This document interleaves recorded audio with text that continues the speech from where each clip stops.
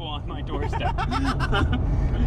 Yeah. Well, that's a funny point you say that. One of the funny things in Papua New Guinea, the highlands, which is really where the bulk of the population is does not have a road connection all the way to the capital city. And there's like, they keep sort of having projects to build one, and it's a big engineering project. It would be difficult, but they build roads through crazy places. And there's no actual, it's not like there's a tenuous road, it's like there's no full road connection.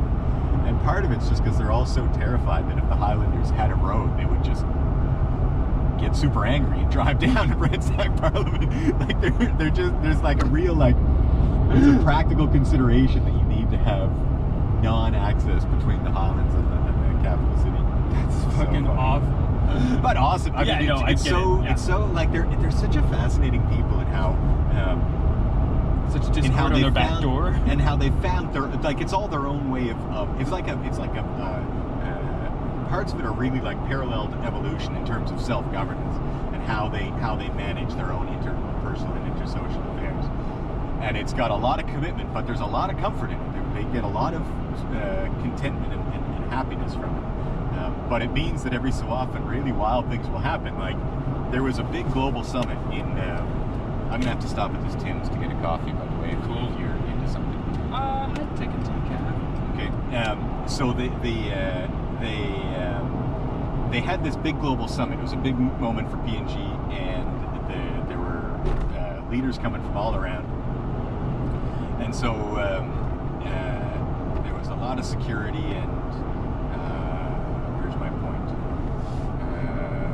Oh yeah, so they had a lot of security, and it was quite expensive for the country, but they're trying to open up as a country and bring in new investment and all kinds of things. So they spent a lot on it, quite controversially in different ways.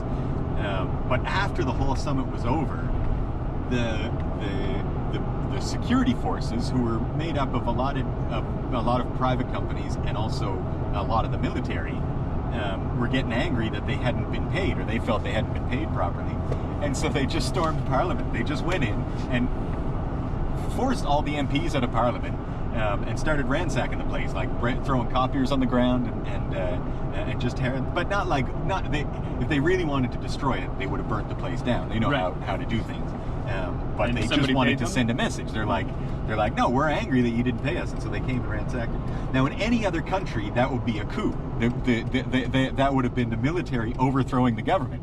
They walked into their parliament, unseated all of their public officials, but because it's PNG, everybody just kind of got what it was, and we're like, okay, and then they paid them, and it just never became a story.